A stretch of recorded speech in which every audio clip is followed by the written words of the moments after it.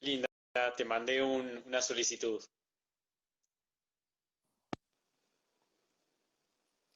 Espérate que nos hemos descuadrado otra vez. ¿Qué hay aquí? Qué loco todo. Bueno, tenemos que contar esto, Linda, que es nuestra primera vez en un vivo. Bueno, Nuestro primer vivo en Instagram. es mi primer live en Instagram, totalmente.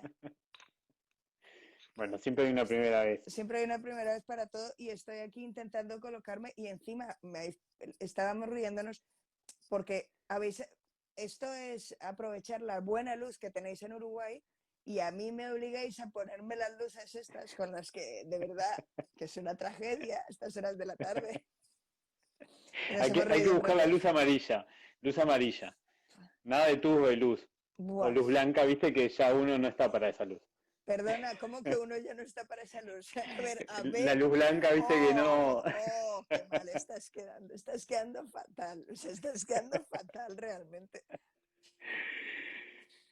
Bueno, Ay, Linda, nada, primero que nada saludarte otra vez. Con Linda hicimos un pequeño resumencito antes de arrancar acá. Por eso es que algunos compañeros que estén conectados nos habrán visto ahí hablando de varias cosas, por ejemplo, la del luz sitio. y el sonido. Y de que tienes Mi perro, recomendación, claro, mi recomendación es usar esto porque lo tapás. Cuando el perro se pone a ladrar porque se le ocurrió, que ya ha pasado, lo tapás. y ya está. No, en mi caso yo Sí, no sí. tengo perro, tengo familia. No sé si tú también tienes, pero yo entonces si la familia se pone a gritar mucho, taparé. Bueno, eso es algo que nos ha traído este año, ¿no? Este 2020, en que nuestra casa se ha convertido en todo. El trabajo, el ocio, cultura. ¿Sabes qué pasa? Que de eso sabíamos mucho, y perdonad que en este momento haga un, una especie de promo feminista, pero de eso sabíamos mucho las Ujú. mujeres. Las mujeres sabíamos siempre que en todo momento, yo en mi caso, en casa somos siempre dos, entonces en mi casa no era el caso, pero en muchos trabajos las únicas que tenían familia eran las mujeres.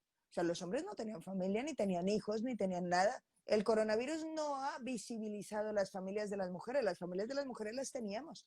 De hecho, todo el mundo tenía asumido que las mujeres eran las que teníamos algún problema para salir a viajar o para hacer determinadas cosas, pero también tenían muy asumido que éramos las que teníamos que dejar de hacer si pasaba algo en casa. Insisto en que no es mi caso, pero en el coronavirus los señores de pronto se han encontrado con que en algún caso pasa el niño por detrás. Claro, no se asoma y dice mamá y se sienta delante de ti, porque esos sí han sido espacios que se supone que estaban muy divididos, pero sobre todo para los Ujú. caballeros. Para las señoras, no. La mayoría de las señoras habían Bueno, una de asumido el las rol. cosas, clarísimo, una de las cosas que cuando comenzó la pandemia, que estábamos todos confinados, en las reuniones de amigos también se hacían por Zoom. Y en mi grupo de amigos, yo no tengo hijos, pero en mi grupo de amigos y amigas, eh, mis amigas estaban con sus hijos, en general, y mis amigos que tienen hijos no estaban con sus hijos. Eh, y es algo que después conversamos, porque creo que está bueno también traerlo sobre la mesa, ¿no? Es ¿Cuánto nos que falta ayer, como avanzar? antes de ayer había una noticia, antes de ayer creo que fue hace más tiempo, pero perdonad que no tenga yo muy claro la Ujú. organización del tiempo, pero antes de ayer o los otros días, y ha salido varias durante todo este periodo, han salido las cifras de el impacto del confinamiento en las mujeres de investigación, por ejemplo. Hay mujeres que han tenido que parar su investigación completamente a pesar de que estaban confinados los dos y de que quienes podían teletrabajar eran los dos, pero se ha visibilizado mucho más porque se ha hecho a través de Zoom el hecho de que una mujer, aparte de ser investigadora, aparte de ser no sé qué, aparte de ser más, es un miembro ineludible de una maquinaria súper gorda que funciona en una casa, Ujú. del mecanismo que hace que la casa funcione. Insisto, por ejemplo, que yo lo diga suena raro porque en casa el mecanismo creo que funciona menos sin mi marido, pero yo tengo un marido y una nena. Pero en el caso de la mayoría de las mujeres, las condiciones de confinamiento han ido en detrimento de todos los espacios que se habían ganado. Y a la hora de confinarse y de asumir desde casa las labores de casa, las primeras comprometidas en eso fueron las mujeres. Fueron las mujeres en contra y en detrimento de todas sus otras facetas vitales. Claro, porque al final lo haces con gusto y son tus hijos y bla, pero es para hacérnoslo mirar también. Sí, yo creo que esto es algo en el nivel de las percepciones, ¿no? Lo que uno ve en las reuniones, Claro. lo que uno ve con su grupo de amigos, de familia. También, digo, conozco muchos casos, también, digamos, en la pareja ambos podían tener trabajo remoto, Sí, pero quien termina dejando el trabajo porque dice, bueno, no, ahora es momento me tengo que enfocar en mis hijos y demás, porque también la presencialidad en las escuelas no es tal o es semipresencial. Bueno, no puedo con todo, ¿quién deja el trabajo? Las mujeres en general. claro, En el nivel de las percepciones, vuelvo, ¿no? O sea, es absolutamente. algo de lo que yo veo, pero digo, yo creo que Ya hay los investigación, números... ¿eh? Ya hay Ujú, investigación, ya hay investigación sobre todo a nivel de mujeres investigadoras. A nivel de mujeres investigadoras, a claro. otros niveles me imagino que la cosa tiene que ser muchísimo peor, porque estamos hablando de otros tipos de trabajo, otros tipos de historias, pero a nivel de investigación ha sido espectacular. Hay números y ahora mismo me bailan en la cabeza, entonces no te voy a dar ninguno, pero hay investigación que ya dice cuál es el nivel de crecimiento en el que ha decrecido la recepción de artículos por parte de mujeres, la cantidad de ciencia que estaba prevista que presentasen mujeres, proyectos que deberían haber presentado mujeres durante este año, que de hecho que es baja de por sí, pero que con esta situación ha bajado muchísimo más. Enorme trabajo por delante. Sí, Y creo que igual, digo, más que, a ver, me vuelvo un poquito para atrás porque al decir también yo enorme el trabajo para atrás también como que no, bueno, no, se diluye, alguien ¿no? lo hará, ¿no? Sí, Alguien lo hará, ¿no? También como uno toma estas cosas, ¿no? Y que uno, que pueda hacer uno también, ¿no? Y creo que uno pueda traer estas cosas al grupo de amigos, al grupo de amigas, decir, che, miren, esto me pasa, les pasa a ustedes, ¿qué está pasando con esta situación, ¿no? Lo digo con mis amigas, con mis hermanas, bueno, con mi entorno, ¿no? Más directo, que está entre nosotros, no es de sí. alguien más, No, no no, son no, las investigadoras, no, no, no, no son son. mi hermana, mi amiga y... Sí, Claro, yo es que pertenezco al colectivo, pero en las claro. maestras pasa, porque además cuando hablamos, y eso lo veo porque yo también soy mamá, entonces cuando se habla de, claro, es que las maestras, claro, las maestras, además de maestras, muchas son mamás. Y entonces cuando Mamá. son muchas maestras y mamás, están intentando compaginar el ser la maestra de un montón de gente, el ser la mamá de otra gente, el estar en casa y organizar, y eso ha multiplicado la labor que ya eran esas mujeres, esa cantidad de mujeres que hay en el mundo, que son pluriempleadas en su trabajo, en casa y fuera de ella. eh, Ahora mismo el problema es que no tuvieron que llevarse el trabajo a casa. El problema es que se le juntaron todos los trabajos en el mismo sitio, todos, Mm. todos. Entonces, mientras tú ves a la típica mujer ahora mismo que está teniendo una reunión y en ese momento para y te dice, permíteme que el niño se está ahogando con un Lego, entonces tiene que salir corriendo y hacerlo. Y y es complicado, se visibiliza mucho cuál es la idea que tenemos sobre el cuidado de los hijos y eso es una idea que, que creamos entre todos. ¿Vale? Y que tiene que ver que efectivamente no es una cosa que pasa allá, lejos, en Mm. las casas de esas mujeres, sino que pasa aquí y que tiene que ver con la forma en la que nosotros enseñamos a nuestros hijos, en la forma en la que nosotros educamos a nuestra gente, la forma en la que además elegimos el lenguaje con el que nos dirigimos a las personas y un montón de etcéteras. Sí, estaba pensando también en cómo nosotros, yo soy docente, soy profesor, vos también, cómo incorporarlo a nuestras prácticas, ¿no? Pero no en hacer trabajos específicos, sino, es decir, cuando planteamos nuestros trabajos, que hoy en día lo estamos planteando de una forma de repente virtual, bueno, tomar en cuenta estas condiciones, es decir, bueno, ¿quiénes de nuestras estudiantes por ahí son madres? ¿Qué horarios tienen para poder conectarse? ¿No? Porque una clase de repente por Zoom requiere un horario y ese horario tal vez no es el mejor para todas, ¿no? Digo, también en esto de contemplar, Hay ¿no? un, La diversidad que tenemos de condiciones. hay uno de los mayores, yo creo que uno de los retos principales que plantea, que no lo plantea el coronavirus, pero al que nos ha enfrentado el coronavirus de forma muy, muy directa, es a que el aprendizaje es una cuestión situada, ¿vale? Y eso, que es una teoría que conocemos desde hace tiempo y que hace mucho tiempo que la enarbolamos y la sacamos de bandera y nos la aquí, yo creo en el aprendizaje situado, es una cosa que siempre hemos pensado, pero que cuando la pensamos solo lo situamos en el contexto escolar o en el contexto universitario o en el contexto formal del modelo educativo o no formal. Me explico. Cuando yo pienso en qué contexto aprenden mis estudiantes o cuál es la situación, cuando tengo que situar la actividad de aprendizaje, ¿cómo lo hago? Casi siempre pienso en, vale, ¿cómo va a ser el aula virtual en el que les voy a meter?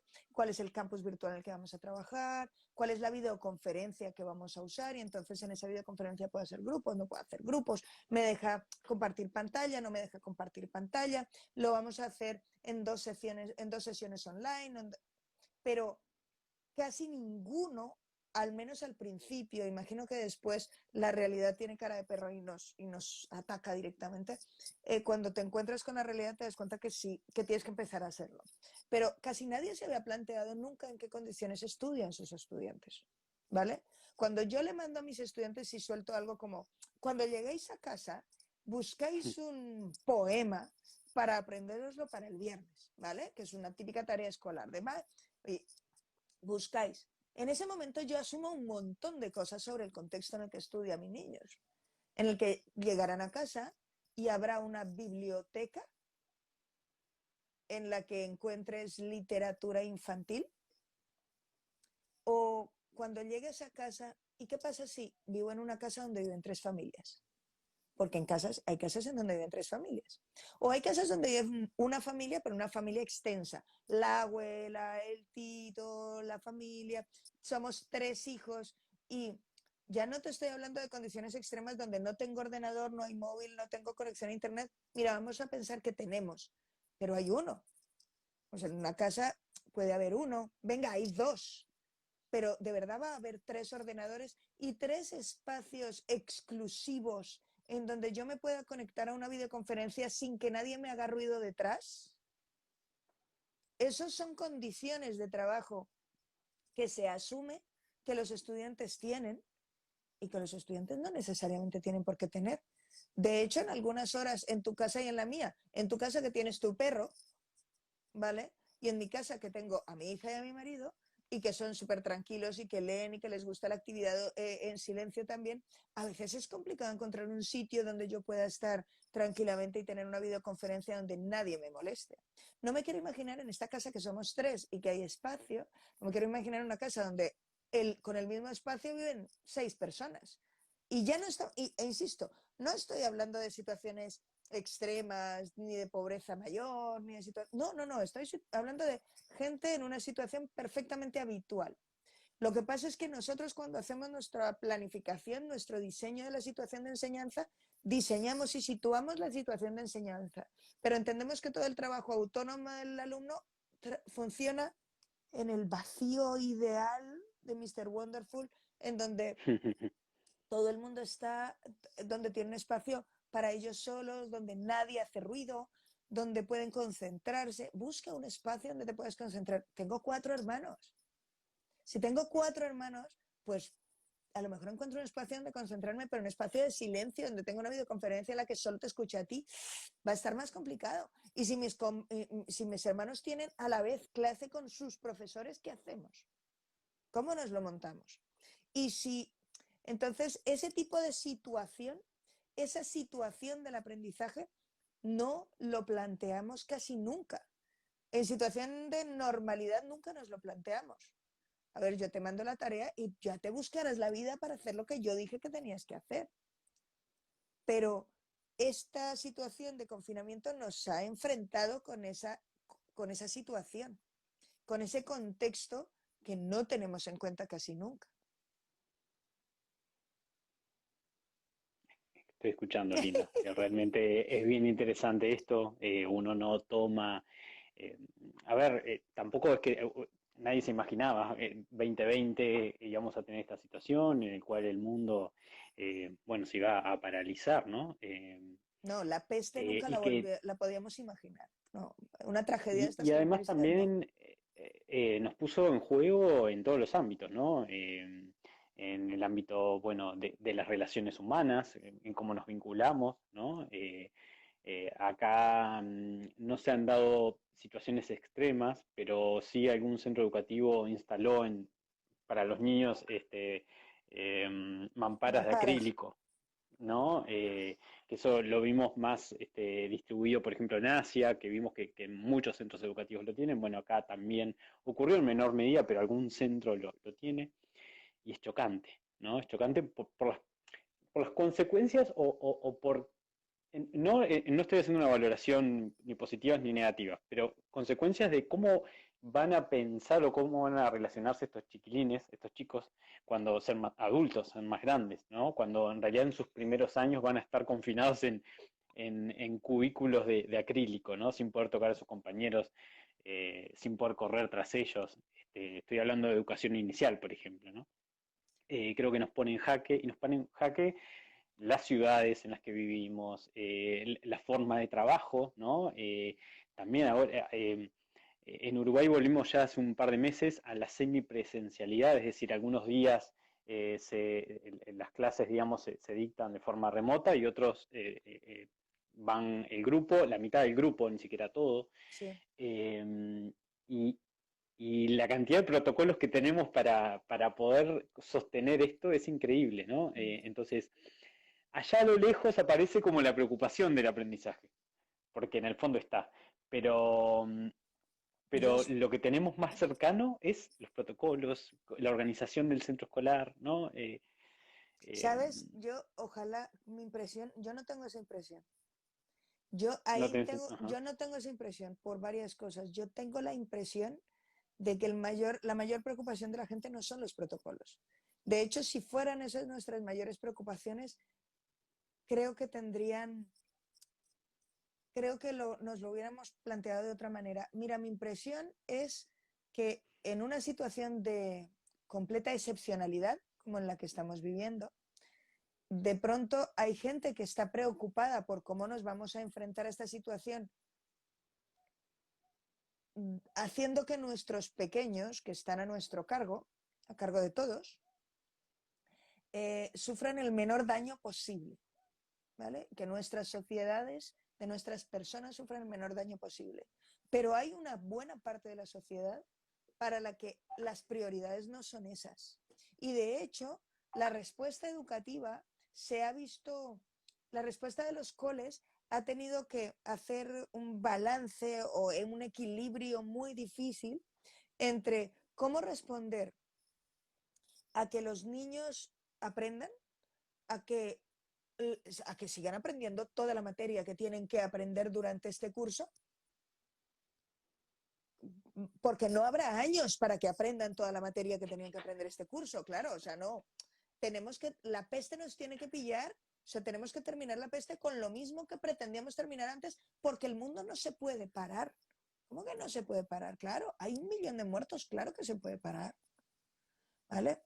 Hay otra preocupación, una preocupación económica que es muy grande y que se ha priorizado por encima de las prioridades de los centros. O sea, en el momento en el que los padres dicen necesitamos conciliar, como sea, tienen que abrir las escuelas, ¿vale? Porque no es, tenemos un problema de equidad por el coronavirus y porque la gente en confinamiento tenemos un grupo de población que se está quedando fuera. No, no, hay un grupo de población que lo que dice es, no, yo tengo que irme a trabajar y te tengo que dejar a mi niño. Y entonces no me puedes decir que vas a cerrar la escuela. Entonces, creo que tenemos las prioridades un poco despelotadas, a mi gusto. Creo que una de las cosas que nos ha mostrado el coronavirus es que no tenemos claras prioridades realmente relevantes. A mí me preocupa cuando las cosas que han surgido como realmente, como muy problemáticas dentro del modelo educativo del coronavirus, han sido, por ejemplo, la evaluación. ¿vale? La evaluación de los aprendizajes. ¿Y por qué ha sido tan problemática? Porque la gente quiere seguir evaluando como estaba evaluando antes, cosas que son absolutamente peregrinas, como el conocimiento declarado de los estudiantes. Y entonces es que mira, que tenemos unos niños que están sufriendo una pandemia, estamos en una pandemia global, las familias están en peligro y esos niños están teniendo serios problemas para seguir el ritmo de un curso normal porque estamos en un curso completamente anormal. Ya, pero ¿y mi evaluación cómo la voy a hacer? ¿Y Linda, cómo voy a hacer mi...? aprovecho a preguntarte porque vos sos docente de docentes, de futuros docentes. Yo soy profe, Eh, sí. Sos profesora de futuros docentes, ¿no? De futuros profesores, ¿no? Mm. Eh, ¿Cómo encarar este tema medular que es el de la evaluación con estos aprendices, ¿no? Bueno, van a ser futuros, digamos, van a estar en las aulas, adelante de estos grupos. ¿Qué mensaje, te lo pregunto desde un lugar porque me cuesta visualizar por la potencia del desafío que tenés entre manos, ¿no? ¿Cómo en este momento encarar el tema de la evaluación con los estudiantes de profesorado, digamos? Me preocupa, mira, yo estoy en la Facultad de Educación y esta mañana he tenido clase con futuros educadores sociales. Ha sido una cuestión muy puntual, yo no doy clase a los educadores sociales este año, pero esta mañana he tenido clase precisamente y estábamos hablando del desafío, de los desafíos que supone la tecnología para la educación, en este caso la educación social, que ellos se dedican sobre todo a educación no formal, de jóvenes y adultos. Pero opera igual, y yo les decía, mira, de esas cosas que para vosotros parecen muy lejanas porque son de la escuela, operan igual en la escuela que fuera de la escuela. Uno de los mayores problemas que tenemos es haber creído sinceramente que las tecnologías influían en la educación solo en el cómo hacer no sé qué cosa, ¿vale? Solo en pensar que las tecnologías, que el impacto de las tecnologías tenía que ver con cómo íbamos a hacer la O con un canuto digital, ¿vale? Y no habernos dado cuenta a tiempo, porque todavía creo que estamos en momentos en donde parece que no nos hemos dado cuenta, no nos hemos dado cuenta a tiempo de que a lo mejor el problema no es con qué herramienta voy a hacer la O con el canuto. El problema es que a lo mejor no es ni necesario hacer la O, ¿vale? Que ahora el problema, que hay que mirarlo mucho más atrás, que el impacto de la tecnología en la educación no tiene que ver con qué puedo hacer con tecnología en educación, que se pueden hacer un montón de cosas y es una cosa súper útil y lo que quieras. Tiene que ver con qué es relevante aprender, cómo es relevante aprenderlo, cuál es el nuevo, cómo se mueve el conocimiento hoy, cómo debería moverse, cuál es nuestra idea sobre lo que debería aprenderse y cuando tengamos claro cuál es nuestra, cuando tengamos claro cuál es realmente la forma, lo que creemos que es valioso aprender hoy, en todos los niveles, entonces tendremos que evaluarlo coherentemente.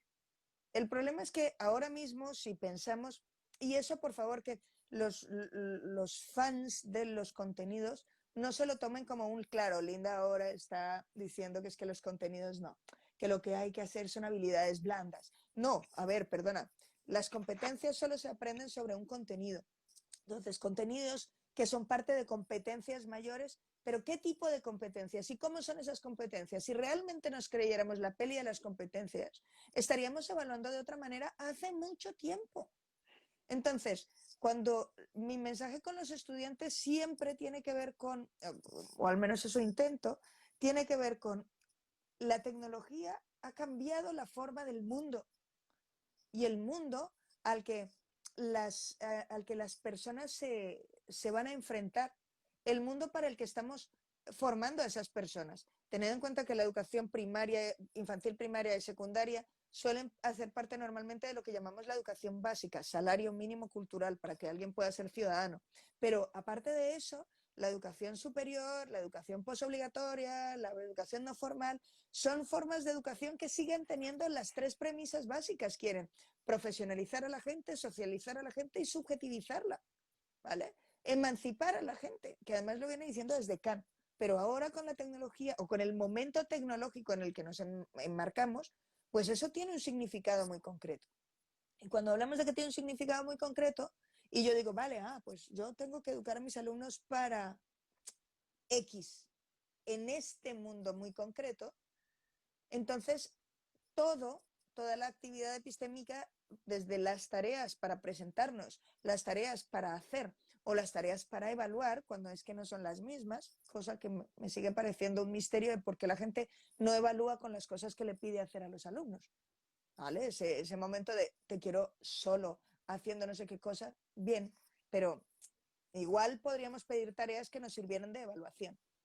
Ese que sean coherentes con eso que yo pienso que debería, o con eso que hemos convenido entre todos que es lo realmente relevante, sería fundamental.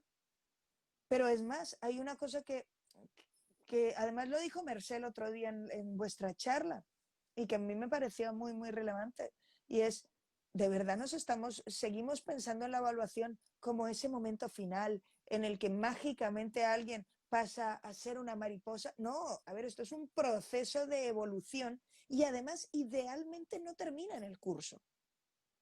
Sea tu curso de primaria grado primero o física cuántica nivel máster del universo, idealmente tu curso no termina cuando tú evalúas, sino que en ese momento tú evalúas que se han conseguido los objetivos, las metas de ese curso en los términos que les hayas puesto, y esperamos que esa persona siga aprendiendo sobre ese tema en particular y sobre otros que están conectados en su cabeza de otras formas diferentes. Entonces, ¿por qué seguimos pensando en la evaluación como esa guinda final de la tarta? Dejémonos de guindas y dejémonos de tartas. Pensemos en cosas más amplias. Pensemos además que nuestros cursos no son donde el alumno viene a aprender, ¿vale? Mi curso es el templo sagrado del conocimiento del no sé qué cosa en el que el alumno viene y se mete. No, no, tu curso es una parte, una pequeña parte de lo que el alumno el estudiante va a aprender durante toda su vida o durante un periodo de tiempo sobre un tema concreto que le interesa. Es una. Compórtate como tal, comportémonos como tales, ¿no? Si voy a ser parte de tu entorno personal de aprendizaje, que además me dijiste que tocáramos el tema, si de verdad yo creo, si de verdad sabemos que la gente aprende en todo momento y lugar, que tenemos además que aprende con mucha gente, eso de seguir pretendiendo que alguien me enseñe solo lo que sabe él, pero sin que nadie te ayude, ¿por qué? Porque entonces no sabría valorar lo que él sabe. Pues búscate la vida, hay formas de hacerlo. Claro, son mucho más costosas, cuesta mucho más trabajo, tiempo, dinero. No es cuidado porque no, nada de lo que estoy diciendo es igual a los profesores somos una panda de ineptos y perezosos que no lo hacemos, ¿no? El sistema educativo no son los profesores.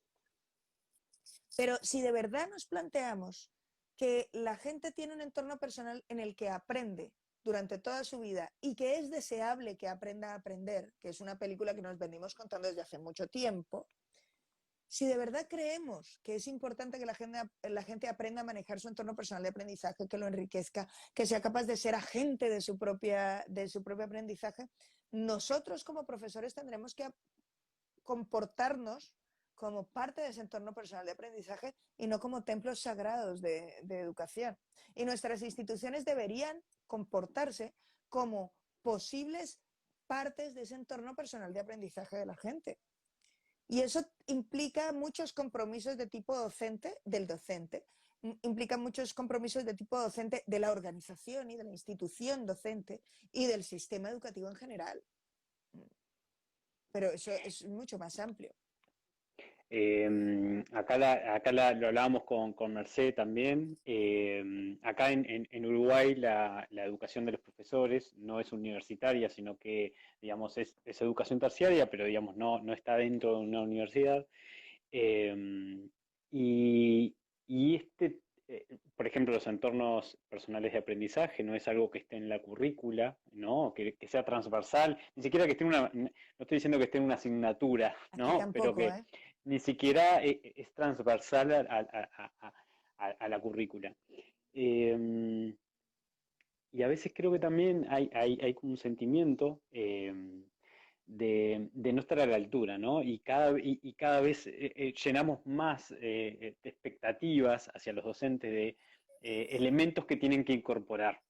Y por ahí la formación docente está, bueno, se la percibe muy arraigada todavía digamos, o dándole importancia a otras cosas que son importantes. A la teoría específica. Yo soy profesor de biología, entonces, bueno, mi expertise es en las ciencias biológicas, ¿no? Pero hay como, soy experto, parece, en ciencias biológicas, pero en pedagogía es como, bueno, si puedes hacer algo, hacelo. Te, Pero lo que importa es la biología, ¿no? Todavía estamos un poco en ese discurso, tal vez, desde la currícula al menos, lo que se siente de la currícula. eso se siente en todas partes, ¿eh? Si Ajá. por allí Ahí va, llueve, quería preguntarte por eso, ¿cómo allí en llueve, por España aquí no lo ves? Si por allí Bien. llueve, por aquí no escampa. Si bien es cierto que el hecho de que las universidades, de que aquí los estudios de maestro de primaria, atención, primaria e infantil son titulaciones de pregrado, como una ingeniería o como una licenciatura. Y además son especialistas. Por ejemplo, yo estudié pedagogía, pero yo no soy maestra de primaria, yo no puedo dar clase en primaria, no tengo la titulación adecuada.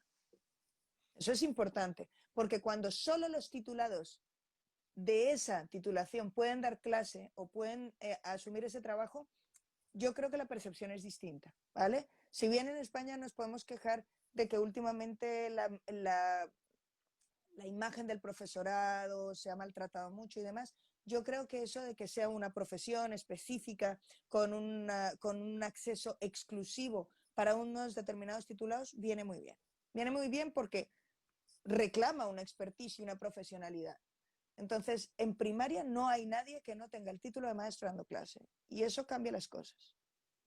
Ahora, en secundaria no. En secundaria, los profes de secundaria tienen normalmente una titulación universitaria, la que quieras, ¿vale? La que quieras. Derecho, historia, periodismo, fisioterapia, ¿vale? Y hacen un máster, ¿vale? Un máster de un año, en este caso, que es el máster de educación secundaria, en el que reciben, desde mi punto de vista, es importante porque reciben una formación pedagógica, pero reciben una formación pedagógica que yo creo que es exigua, porque es un añito. Sin embargo, los de la universidad, en cambio, no recibimos ninguna.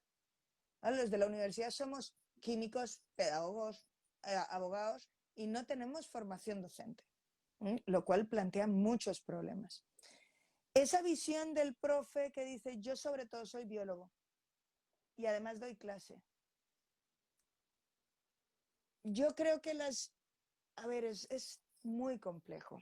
Es muy complejo porque en un lado tenemos los superprofesores, que ahora parece que para ser profesor hay que ser un superhéroe, básicamente, porque hay que dominarlo todo y hay que dominarlo súper bien. Y además hay que ser la leche, o sea, tienes que sabértelo, la pedagogía entera, la ciencia entera, las TIC enteras, saberte todos los nuevos acrónimos que se le hayan ocurrido a todos los pedagogos desocupados como yo.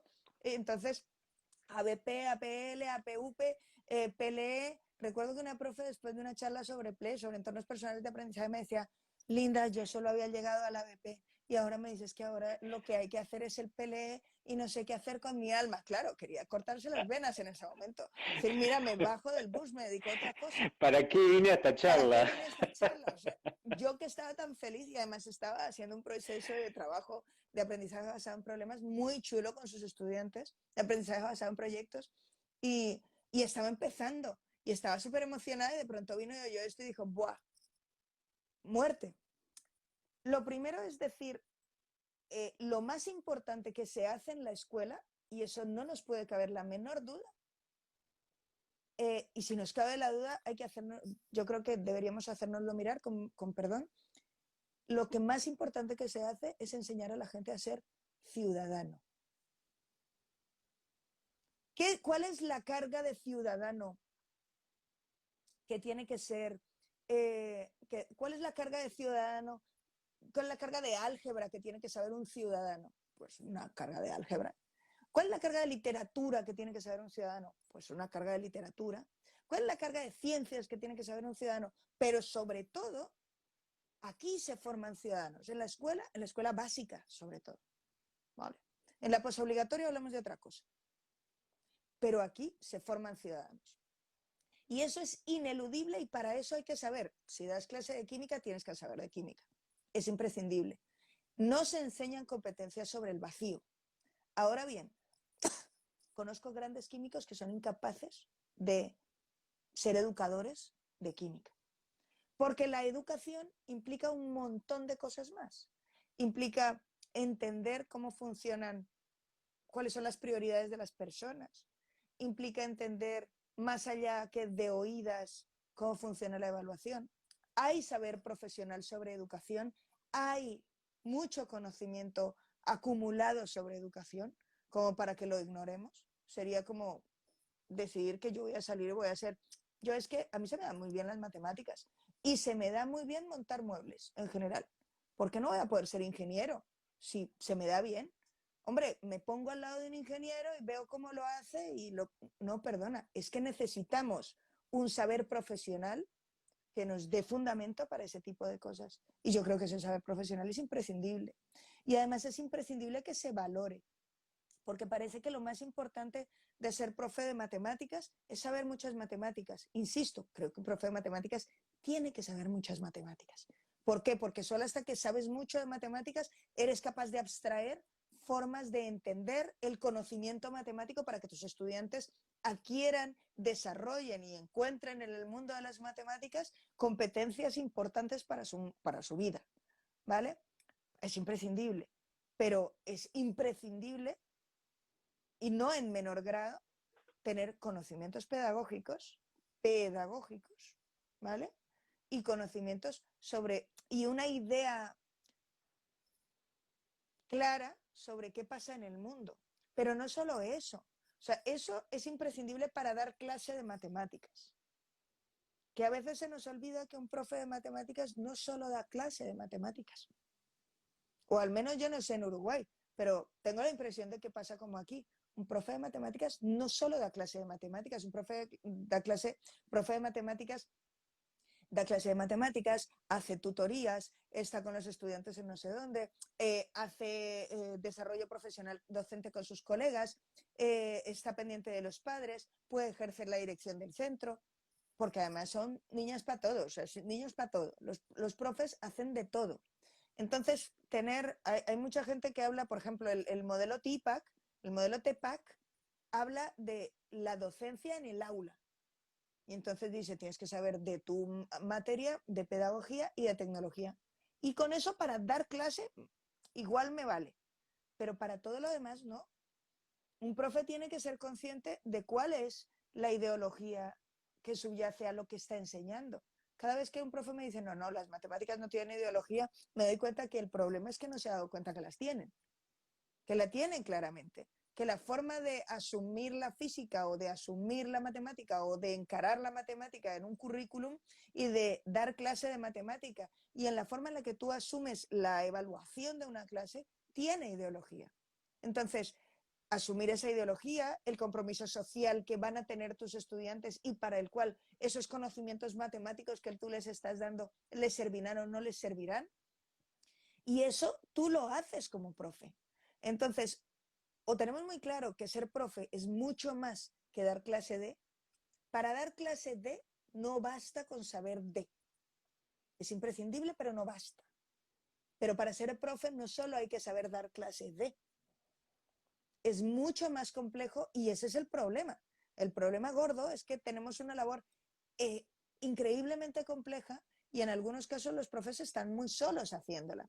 Y en algunos casos esa visión de, y lo tengo que saber todo ya, pues me tengo que apuntar, me faltan como 40 cursos para hacerme y cuando los haga se les habrán ocurrido otras 500 siglas de las que hablábamos antes.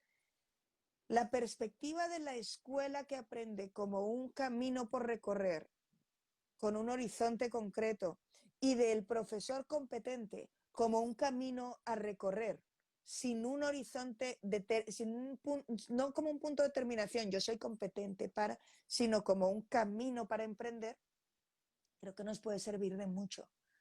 Dejar de estar pensando que de verdad mañana haciendo 50 cursos o 46 especializaciones vamos a tener lo que hay que tener. No, es una cuestión de tener una visión, ser conscientes de esa visión y ser conscientes de cuál es el objetivo, de cuáles son las metas prioritarias de esa inversión en desarrollo profesional. Por eso, de hecho, dejó de llamársele formación del profesorado y se le llama desarrollo profesional docente, porque no es formémoslo para llegar aquí, sino es un proceso que es mucho más amplio.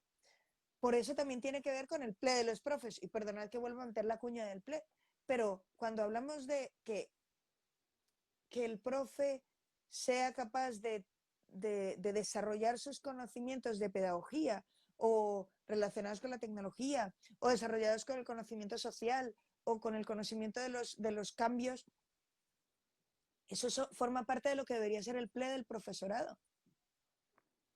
Y al PLE del profesorado deberíamos comportarnos como si los profesores pudieran o tuvieran tuvieran que desarrollar ese tipo de cuestiones. Efectivamente, cuando, no sé cómo os llamáis, pero Memetopad, cuando dices que más que visión dirías perspectiva y misión, no sé, lo de la misión siempre me ha sonado muy vocacional y esto es una cuestión profesional. Entonces lo veo como una perspectiva, sí, creo que puede ser perspectiva y es una visión, una vista de perspectiva respecto de algún sitio u otro. Alguien ande más por ahí arriba y me quedé con ganas de responder. Me decía que si entonces ahora los profes somos recursos del PLE, somos solo recursos como si fuera malo. Cuidado, en el PLE de la gente también hay otra gente, ¿vale? Y entonces depende de lo que yo asuma y depende de cómo me comporte como parte del PLE de mis estudiantes, seré una u otra. Actualmente, no somos, yo creo que actualmente hay profes que son el único recurso de los PLE de los estudiantes, con lo cual el día que desaparezca ese profesor de escena, el día que yo deje de estar, el alumno va a estar perdido en el mundo mundial porque no va a tener ni idea de qué hacer, ¿vale? Pero hay otros profes que son parte de esa red personal de aprendizaje que se incorporan a esa red y se convierten en gente con la que discuten los estudiantes, con la que trabajan, con la que saben que tienen que tener un ojito en lo que hacen sus profes para seguirles. Pero sí, claro, y somos tan prescindibles como otros o tan imprescindibles como otros, pero el objetivo debería ser llegar a ser totalmente prescindible para que los estudiantes puedan evolucionar y buscar otros recursos. No somos material fungible. El hecho de que diga que somos recursos no quiere decir que somos fungibles. Quiere decir que tampoco deberíamos sentirnos mal por serlo. Somos parte de la vida de la gente, no somos la vida de la gente. Linda, quiero acotar un poco la próxima pregunta que es, y hago esta pregunta y te presento porque no te he presentado, porque ya arrancamos. Vale.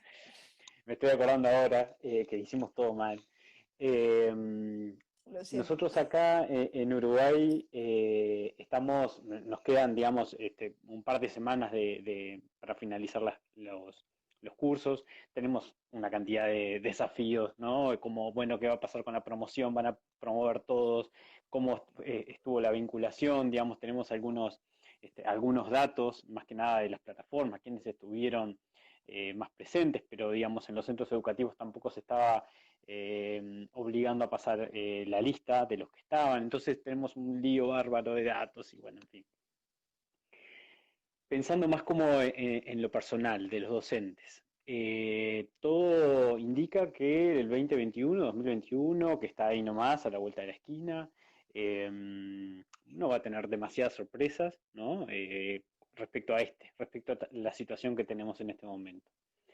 En este momento quiero traerme para un mes, 2 meses para adelante. Docentes terminaron los cursos, están pensando el curso del año siguiente, dónde se van a enfocar.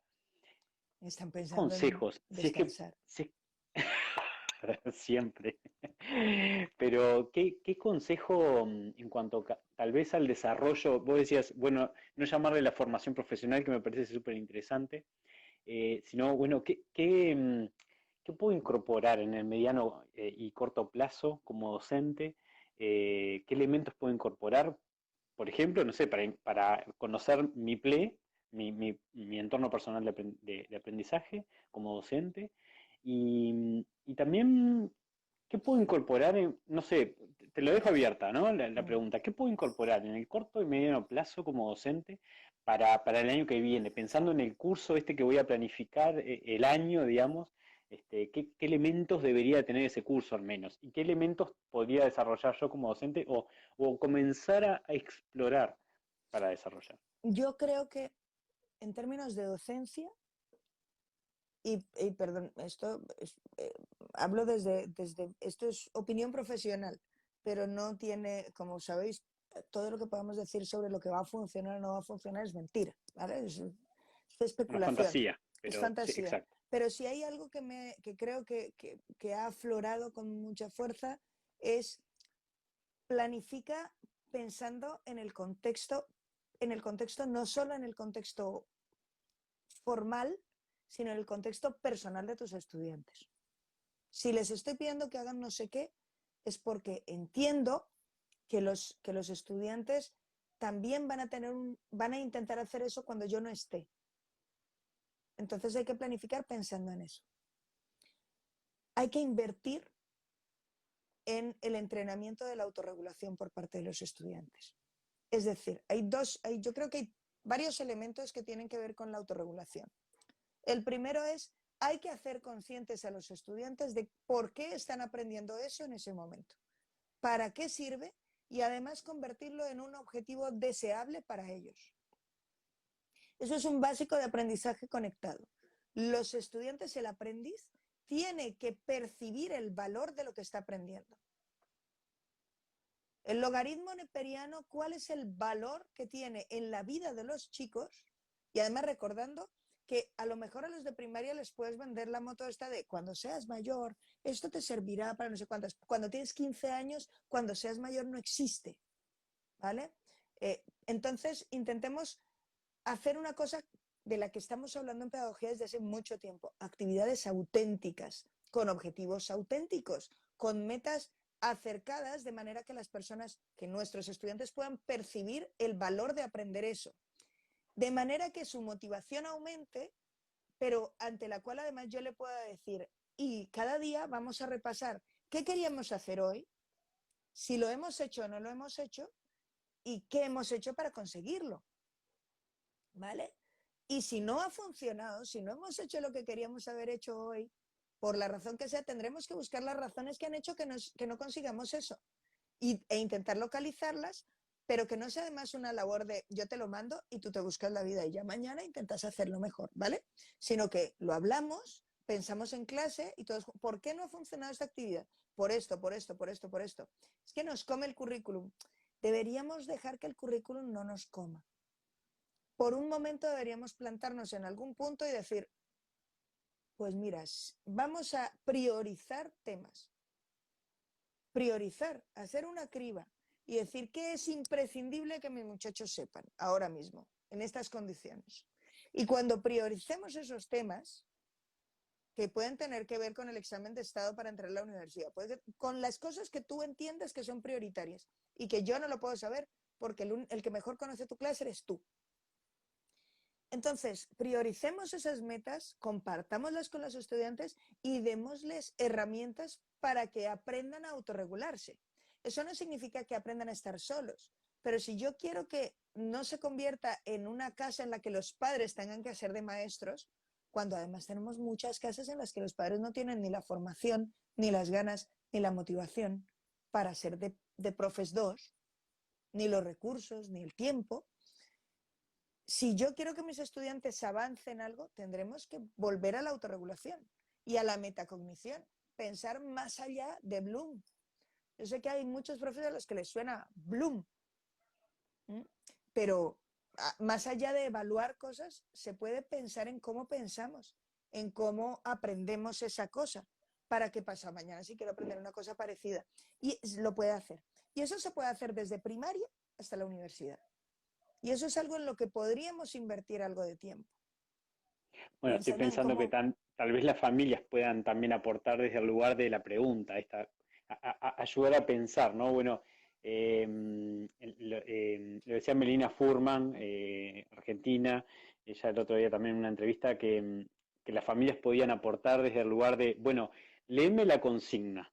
A ver, ¿qué entendiste vos por esto? Porque muchas veces yo no tengo elementos. Pero eso es asumir que las familias lo pueden hacer. Y eso es mucho asumir de las familias. Eso, a ver, eso en una familia en la que Sí, sí, funciona eso, créeme, esa mamá o ese papá ya le está preguntando, pero bueno, tiene dime qué herramientas, claro. problema te ha planteado la profesora. Cuando sale el niño y dice, no tengo ni idea qué hacer, si el padre o la madre tienen ya habilidades para hacerle esas preguntas, ya se lo están haciendo, créeme, ya lo están intentando. Pero hay un Claro. montón de familias que no lo tienen. Hay que Entonces, trabajar con las familias entonces para que puedan hay que trabajar con los... tener esas herramientas. Tenemos que plantearnos que dentro de nuestra programación didáctica deberíamos plantearnos ese tipo de preguntas y deberíamos Claro. unirlas a toda la tarea con los estudiantes. Y otra cosa que deberíamos plantearnos es qué tipo de evaluación no me exige a mí como profesor hacer no sé, unos rayos X de los estudiantes para saber que todo a su alrededor es totalmente aséptico. Porque ¿qué tipo de evaluación puedo hacer que sea capaz de hacerse incluso sin que yo esté delante, incluso con ayuda, que sea valiosa incluso si sacan los libros y los ponen delante? ¿Qué tipo de evaluación puedo hacer? Porque eso requerirá tiempo plantearte esa evaluación. Entonces, pero si te lo planteas desde ahora, igual para el año que viene la tienes. Y además, igual con confinamiento o sin él, funciona. ¿Vale? Sí, el problema es que hay muchas de estas cosas que deberían quedarse. Que los niños aprendan a autorregularse no es un objetivo del confinamiento. Es un objetivo del crecimiento de las personas, porque la autorregulación no nos crece como el pelo. La autorregulación se tiene que entrenar y no la entrenamos. La muestra es que nos hemos visto confinados y nuestros niños no eran autorregulados ni tenían ápices de autorregulación, ni nosotros. Ni nosotros. ¿Por qué? Porque no nos hemos entrenado en ello. Pues no estaría mal que pensáramos en autorregulación, que pensáramos en evaluación, que pensáramos en contexto, en situar las cosas, en situarlas en el momento vital, situarlas socialmente. Recordar que si queremos que los niños lean, no les podemos seguir haciendo resúmenes de lo que se tienen que leer, porque si a mí me vas a hacer un resumen, ¿para qué me lo leo? Porque creéis que hay mucha gente que no se ha leído los libros de las pelis, porque ya me han hecho un resumen en la peli, ¿para qué me lo voy a leer? Claro, los muy motivados nos hemos leído el libro y decimos, el libro es mucho mejor que la peli. Ya, pero los que no son tan motivados no se lo van a leer. Entonces intentemos compatibilizar la actividad que tenemos con nuestros estudiantes poniendo en valor su esfuerzo, pero no su esfuerzo en repetir, sino su esfuerzo invertido en otras cosas. Sé que todo esto además es muy complicado de hacer y de poner en marcha desde un punto de vista desde aquí, o que es muy difícil que yo le dé un consejo a todos, porque no funciona para todo el mundo. Pero creo que son cosas en las que sí deberíamos invertir. Deberíamos invertir más en que los estudiantes sepan por qué estudian una cosa y que compartan esa meta. Y en autorregulación, en evaluación.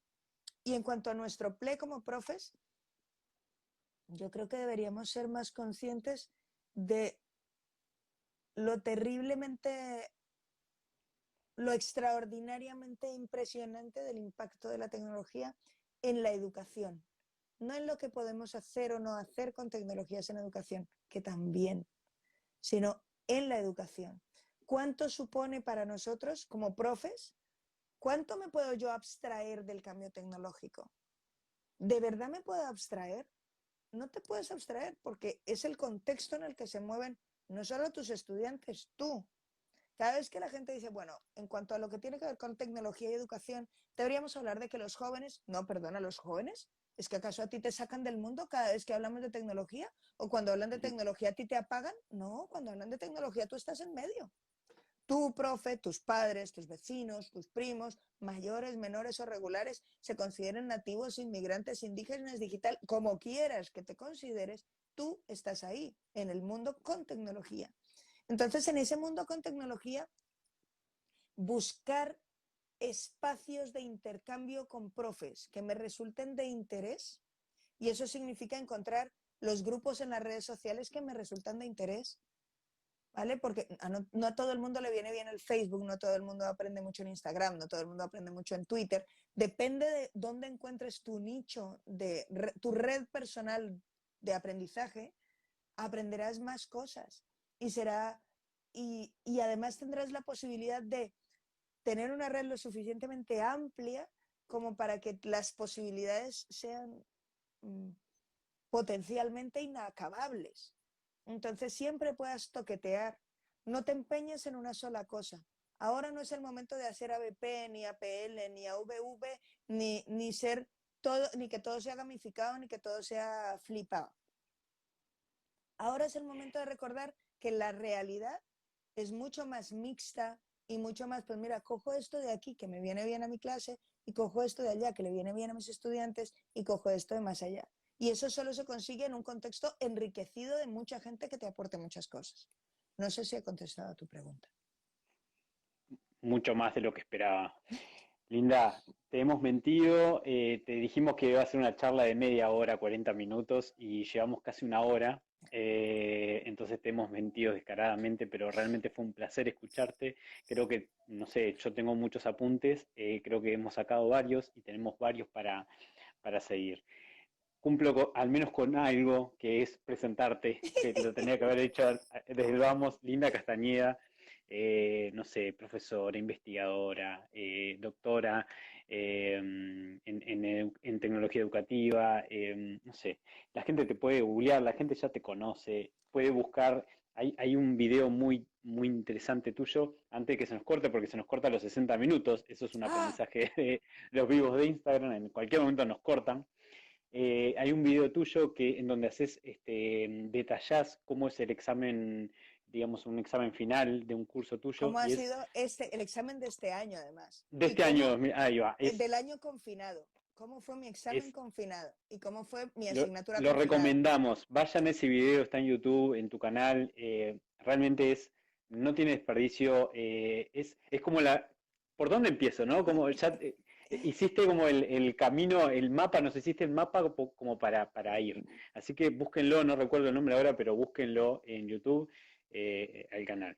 Linda, muchísimas gracias, Muchas gracias a vosotros por invitarme, muy agradecidos. por creer que podía tener algo para charlar esta tarde, y la culpa de que se haya alargado también es mía, que no paro de hablar. Esto es lo que tiene. Nos encantó, nos encantó. Muchísimas gracias por Linda, todo. nada, no tengo más que agradecerte, te agradecemos muchísimo. Este video va a quedar disponible en el canal YouTube de la red. Y bueno, y hemos cerrado este ciclo 2020 de Enlaces Vivos, que en algún momento lo teníamos todos los días, ahora venimos uno por mes. El pasado fue con Mercedes Gisbert, que nos encantó también y ya está subido en el canal.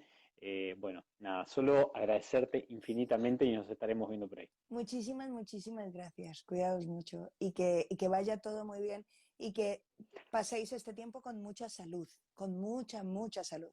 Saldremos de esta. No sé cómo saldremos ni cómo será la nueva normalidad, pero saldremos. Y mientras tanto, cuidaos mucho y cuidad a vuestras familias.